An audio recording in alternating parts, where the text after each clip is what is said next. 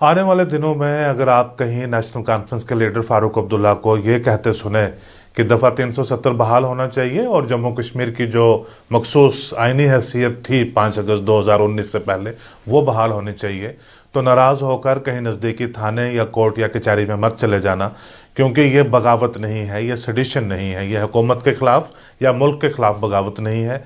ये सिर्फ एक मरकज़ी सरकार के फ़ैसले के साथ इख्तलाफ है, वो राय नहीं रखते वैसी जैसी मरकज़ी सरकार की है। ऐसा आज सुप्रीम कोर्ट ने कहा है। मैं इसके बारे में बात करूंगा मुख्तसर सी, और साथ में ये भी बात करूंगा कि गुलाम नबी आज़ाद की लीडरशिप में जो G23 ने जम्मू से कांग्रेस की लीडरशिप के खिलाफ यलगार बोली थी, उसका अब जो फोकस है, सेंटर ऑफ एक्टिविटी है, वो कैसे उन्होंने यहाँ से दिल्ली में शिफ्ट कर लिया है। मेरा नाम जफर चौधरी है। आज सुप्रीम कोर्ट के सामने एक केस आया जिसमें दो सज्जन थे। उन्होंने कहा कि क्यों ना फारूक अब्दुल्ला के खिलाफ सेडिशन के चार्जेस लगाए जाएं और उनके खिलाफ इंडियन पिनल कोड के सेक्शन 124A के तहत कार्रवाई की जाए, क्योंकि उन्होंने मुल्क के खिलाफ बगावत की है और हुकूमत यानी the government established by law उसके खिलाफ उन्होंने बगावत की है, क्योंकि वो आए दिन बात करते रहते हैं कि दफ़ा 370 बहाल होना चाहिए और जम्मू कश्मीर की जो खसूसी आइनी हैसियत है जो तब्दील हुई थी 5 अगस्त 2019 को, वो बहाल होनी चाहिए। सुप्रीम कोर्ट ने इसको एग्जामिन किया। जाहिर सी बात है, जब मामला सुप्रीम कोर्ट तक पहुंचता है तो वो कई लेवल से होकर जाता है। यानी आप किसी जगह के ऊपर जाते हैं, किसी अदालत में जाते हैं, पुलिस में जाते हैं या किसी अदालत में जाते हैं, वहाँ पे आपको जिस किस्म का रिलीफ की आप मुतवक्को कर रहे हैं वहाँ पे नहीं मिलती। फिर आखिर में आप सुप्रीम कोर्ट का यानी अदालत आलिया का जाके दरवाज़ा खटखटाते हैं। सुप्रीम कोर्ट की एक बेंच जिसको हेड कर रहे थे जस्टिस संजय किशन कौल, उन्होंने कहा कि ये सेडिशन कैसे हो गई। एक मरकज़ की सरकार का एक फ़ैसला है, उन्होंने एक ख़ास फ़ैसला ले लिया। ये सेडिशन तो नहीं है, ये बगावत तो नहीं है। जो गवर्नमेंट एस्टैब्लिश्ड बाय लॉ है उसके खिलाफ ये किसी किस्म की बगावत तो नहीं है। ये सिर्फ इख्तलाफ राय है, यानी ये डिसएग्रीमेंट है, ये डिसेंट है, और डिसेंट को सेडिशन के साथ कंफ्यूज नहीं करना चाहिए।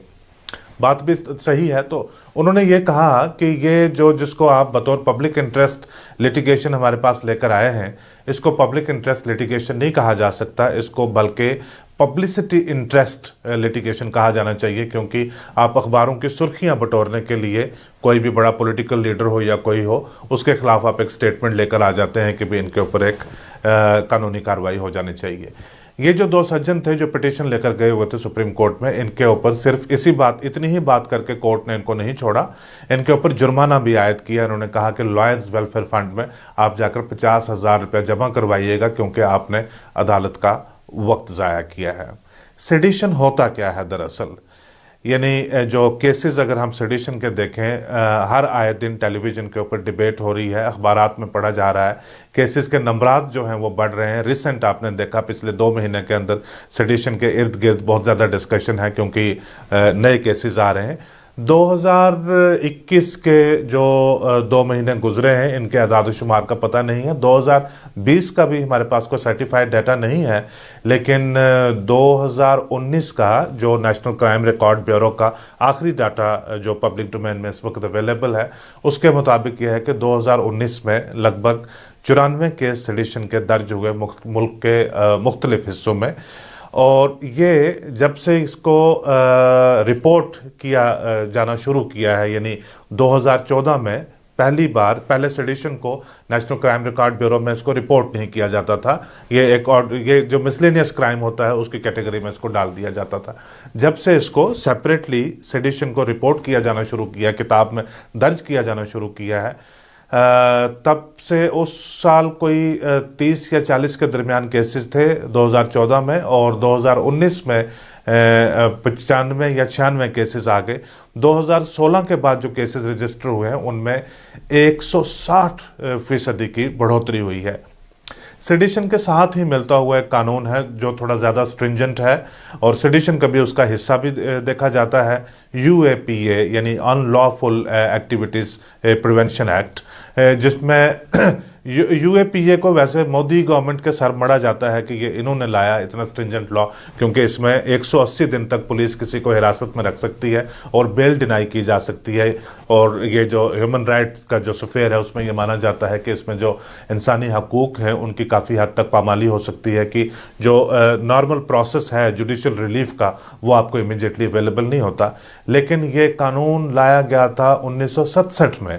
1967 में माहौल ये, और उसकी बैकग्राउंड थी 1962 की जंग हुई थी चाइना के साथ। उसके बाद जो लेफ्ट विंग के लोग थे, जो जिनको आजकल लेफ्टिस्ट करके कहते हैं कि जी ये जो इंटेलेक्चुअल बात हो रही होती है तो कहते हैं इसकी बातों से थोड़ा लगता है कि थोड़ा लेफ्टी है ये, तो उस सेंटिमेंट को कंट्रोल करने के लिए 1967 में लाया गया था। जो रिसेंट अमेंडमेंट 2019 में हुई है उसमें एक मज़ीद चीज़ इसमें दर्ज की गई है कि पहले ऑर्गेनाइजेशंस को टेररिस्ट डिक्लेयर किया जा सकता था, अब इंडिविजुअल्स को भी टेररिस्ट डिक्लेयर किया जा सकता है। इसमें भी यूएपीए में भी कोई 150% के करीब केसेस में बढ़ोतरी आई है। 2019 में 1200 के करीब यूएपीए के अंडर रजिस्टर किए गए थे। मामला ये है कि जब आप बाद में कोर्ट्स में लेकर जाते हैं और आपको एविडेंस वहाँ पे देना पड़ता है कोर्ट को, तो अदालत पूछती है कि अनलॉफुल एक्टिविटीज़ में या सेडिशन में या मुल्क के ख़िलाफ़ बगावत में या हुकूमत के ख़िलाफ़ बगावत में इस मुल्ज़िम ने किया क्या है, तो वहाँ पे जाकर बात जो वो पूरी तरह से प्रूव नहीं हो सकती। सेडिशन में जैसे मैंने पहले बताया कि सेक्शन 124A है इंडियन पिनल कोड की, कोई written word, spoken word, speech या कोई ऐसा आपका एक्ट या कोई ऐसी एक्टिविटी या कोई ऐसा कंडक्ट जो एक डिसअफेक्शन पैदा कर सकता है, एक गवर्नमेंट इलेक्टेड बाय लॉ के अगेंस्ट डिसअफेक्शन पैदा कर सकता है, वो सेडिशन के चार्जेस में आ सकता है। यानी एक बड़ी लूज सी डेफिनेशन है। अगर कोई पुलिस वाला चाहे तो किसी भी एक कैजुअल रिमार्क को वो सेडिशन के दायरे में ला सकता है, लेकिन बड़े से बड़े लेवल के ऊपर यानी गवर्नमेंट इस्टेब्लिश्ड बाय लॉ उनके खिलाफ जो पॉलिटिकल पार्टीज भी बहुत बड़ी साजिशें करती हैं, लेकिन उसको उस ज़िम्रे में नहीं लाया जाता है। एक डेफिनेशन जो है वो बड़ी लूज है। इसी वजह, यही एक वजह है कि जब अदालतों में इसकी स्क्रूटनी होती है तो तब कन्विक्शन का रेट जो है वो बहुत लो आता है। जो रिसेंट कन्विक्शन रेट है यूएपीए के केसेस में वो 29% है, लेकिन आज हम यूएपीए के बारे में बात नहीं कर रहे हैं, हम सेडिशन के बारे में बात करते हैं। वो केसेस जो रजिस्टर किए जाते हैं सेक्शन 124A के तहत, उनमें जो लेटेस्ट कन्विक्शन रेट है यानी 2019 का जो सर्टिफाइड डेटा हमारे पास है उसके मुताबिक कन्विक्शन है 3.3%, सिर्फ 3.3% कन्विक्शन रेट है। यानी 96.7% केसेस में ये प्रूव नहीं किया जा पाया है कि इन्होंने एग्जैक्टली कहा क्या था।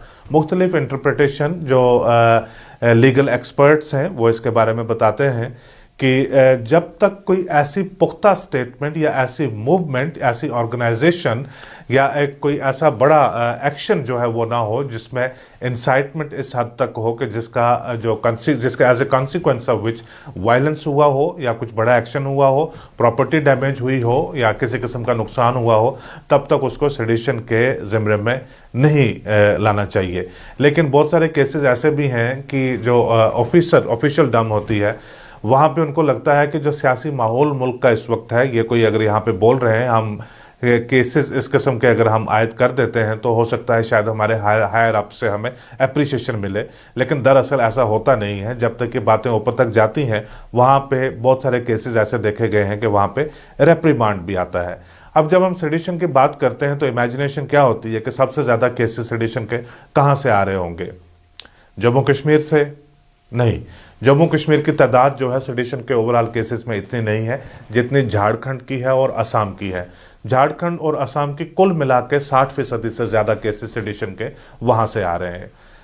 मेरा जो ज़ाती नज़रिया है सेडिशन के बारे में वो इस तरह से है कि एक आसार कदीमा जिसको आप बोलते हैं, एक पुराना रेलिक है कि 1880 में जब अंग्रेज़ों की हुकूमत थी हम पे, अंग्रेज़ों ने हमें, हिंदुस्तान को, हम सब कौमों को, पूरे मुल्क को जब कॉलोनाइज करके रखा हुआ था, हम पे कब्ज़ा था उनका, तो उन्होंने ये कानून लाया था 1880 में कि जो भी हिंदुस्तानी एक फॉरेन गवर्नमेंट यानी जो ब्रिटिश कॉलोनियल गवर्नमेंट है उसके खिलाफ अगर बगावत करेंगे तो उनके खिलाफ ये जो सेडिशन का कानून है ये लगाया जाएगा। इस कानून के अंदर उनके ऊपर कार्रवाई की जाएगी।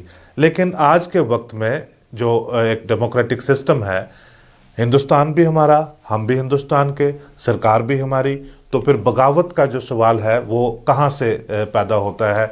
यानी जो हमारा हमारा हकूक़ है, हमें वही कॉन्स्टिट्यूशन हमें ये हक भी देता है कि freedom of speech and expression, जो वो आज़ादी हमें देता है, अगर हम उस आज़ादी का एक्सरसाइज करें और उसकी इंटरप्रिटेशन कोई पुलिस वाला कर ले कि ये बगावत है, तो वो बड़ी एक बहुत थिन लाइन जो हो जाती है हमारे जो फ्रीडम हमें मिलती है और ये जो कानूनी दायरा जिसके अंदर हमें लाया जाता है। इसमें यही है जिस तरह से कन्विक्शन, क्योंकि कन्विक्शन तभी जाकर होती है जब वो कोई भी केस है जुडिशल स्क्रूटनी से पास होता है। अगर जुडिशल स्क्रूटनी से वो पास नहीं हो पा रहा है, 3.3% ही उसमें कन्विक्शन का रेट है, तो लिहाजा ये जो ऑफिसर्स हैं लोअर लेवल के ऊपर जो ये फैसला लेते हैं कि इसमें सेडिशन का केस जो इसमें 124A के अंदर कार्रवाई होनी चाहिए या नहीं, उनको एहतियात बरतनी चाहिए। अब मैं दूसरी बात करता हूँ कि 2 बार पिछले हफ्ते में भी बात कर ली, उसमें मैं सोच रहा था कि अब ज़्यादा इसमें बात नहीं की जानी चाहिए, लेकिन अगर कोई डेवलपमेंट हो जाती है तो फिर कर लेनी पड़ती है। इन्होंने किया था 3 दिन के लिए, ये थे आने का और जाने का दिन मिला के G23 यानी कांग्रेस के नाराज़ 23 लीडरान, उनमें से 6-7 जम्मू में आए हुए थे गुलाम नबी आज़ाद की लीडरशिप में। मैंने बड़ा तफसील के साथ बात की कि गुलाम नबी आज़ाद का एक जम्मू में एक एक्टिविटी उनकी बन जाती है और उनको देखा जाता है कि ये आने वाले वक्त में जम्मू कश्मीर की सियासत में इनका बड़ा रोल होगा, और G23 को यहाँ से एक एनर्जी मिल जाती है कि वो कांग्रेस लीडरशिप को झंझोड़ सकते हैं कि हमने आपको कहा था ऑर्गेनाइजेशनल ओवरहॉल के लिए, रिफॉर्म्स के लिए, वो आपने किए नहीं, तो लिहाजा अब तो हम बिल्कुल ही जो है वो पक्के पैर करके बगावत के ऊपर उतर आए हुए हैं। एतवार को ये वापस चले गए। सोमवार का दिन जो है शायद कंटेम्पलेशन, इंटरप्रिटेशन, थिंकिंग वगैरह, एनालिसिस वगैरह में चला गया होगा। खामोशी सी, शांति सी बनी रही।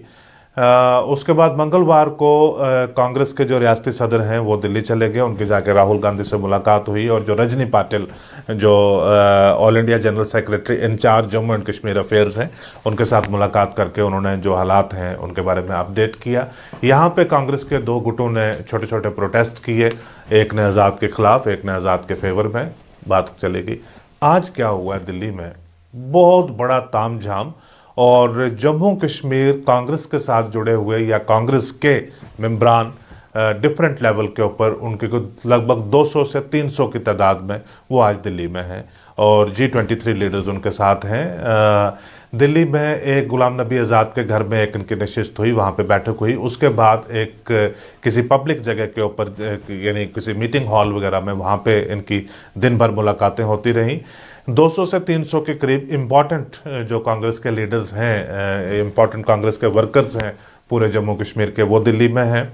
इनका एक ऑर्गेनाइज तरीके से यहाँ से दिल्ली जाना, रेलों में या जहाज़ों में यहाँ से दिल्ली जाना, और दिल्ली में जाकर वहाँ पे कहीं पे रहना और इस पॉलिटिकल एक्टिविटी में एंगेज होना, ये जब 1967 लेट 1960s में जब सादिक और कासिम के दरमियान टसल हुआ करती थी, ये तब मैं जो किताबों में मैंने पढ़ा देखा है, ये उस वक्त ऐसा होता था कि इतनी बड़ी तादाद में कांग्रेस के डेलीगेट्स यहाँ पे दिल्ली जाएं और वहाँ पे जाकर लीडरशिप की तब्दीली या जो भी फैसले वहाँ पे करवाएं, वरना ये छोटे मोटे ग्रुप में जाते हैं, 10, 12, 15, 20 के ग्रुप में चले गए, दिल्ली गए, एक शिकायत की, बात की, कंसल्टेशन की, वापस आ गया। 250-300 के नंबर तक इतना बड़ा जो तादाद है, ये पहली बार देखने को मिली है कि यहाँ से इकट्ठे होकर दिल्ली गए। इसका मतलब ये है कि ये जो G23 वाले हैं, ये जो इनका एक कॉम्प्रिहेंसिव प्लान है और उस प्लान के मुताबिक ये काम करना चाहते हैं। जाहिर है इससे मुझे अंडरस्टैंड, मैं समझ पाता हूँ कि इनके पास एक कैलेंडर है, जिस कैलेंडर के मुताबिक इनको पता है कि कोई नी जर्क रिएक्शन नहीं है कि आज क्या एक्टिविटी है, 3 दिन के बाद क्या करनी है, 5 दिन के बाद क्या करनी है। एज़ यूजुअल आने वाले दिनों में ये बहुत दिलचस्पी होगी कि एक इनका इवेंट जम्मू में हो गया, एक दिल्ली में हो गया, अब वापस क्या होता है। जब दिल्ली में थे आज तो 250-300 जैसे मैंने कहा, इतने लोग तस्वीरों में सामने नज़र आ रहे हैं जो बैठे हुए हैं मुख्तलिफ जगहों के ऊपर, लेकिन जो प्रोमिनेंट लीडर्स हैं यहाँ के जो गए हुए हैं दिल्ली में जाकर बैठे हुए हैं, उनमें से farmer deputy chief minister Tarachand हैं, फॉर्मर मिनिस्टर्स हैं और स्टेट कांग्रेस के प्रेसिडेंट भी रह चुके हुए हैं। पीरजादा सईद भी वहाँ पे दिखाई दे रहे हैं, डॉक्टर मनोहर लाल, GM सरूरी, वकार रसूल वगैरह, ये सारे लोग नुमाया तौर के ऊपर नज़र आ रहे हैं। बाकी लोग जो हैं वो दूसरी सतह के, तीसरी सतह के या चौथी सतह के जो वर्कर्स हैं, लीडरान्स हैं, ये दिल्ली में हैं। आने वाले दिन ये इसको इतनी दिलचस्पी के साथ नेशनल कॉन्फ्रेंस के सर्कल से भी दिलचस्पी के साथ देखा जा रहा है, और बल्कि बीजेपी के सर्कल से भी बहुत ज़्यादा दिलचस्पी के साथ देखा जा रहा है कि कुछ ना कुछ प्लान ऑफ एक्शन तो ज़रूर है। क्योंकि फ़ारूक अब्दुल्ला साहब की जो स्टेटमेंट कल से एक रोज़ पहले उनकी आई है कि एक मजबूत कांग्रेस जो है वो मुल्क के मफाद में है, वो भी आउट ऑफ प्लेस नहीं है। इंटरेस्टिंग टाइम्स अहेड, देखते हैं इसके बारे में क्या होता है। आज का एपिसोड देखने के लिए आपका बहुत शुक्रिया। आने वाले दिनों में अगर आप कहीं नेशनल कॉन्फ्रेंस के लीडर फारूक अब्दुल्ला को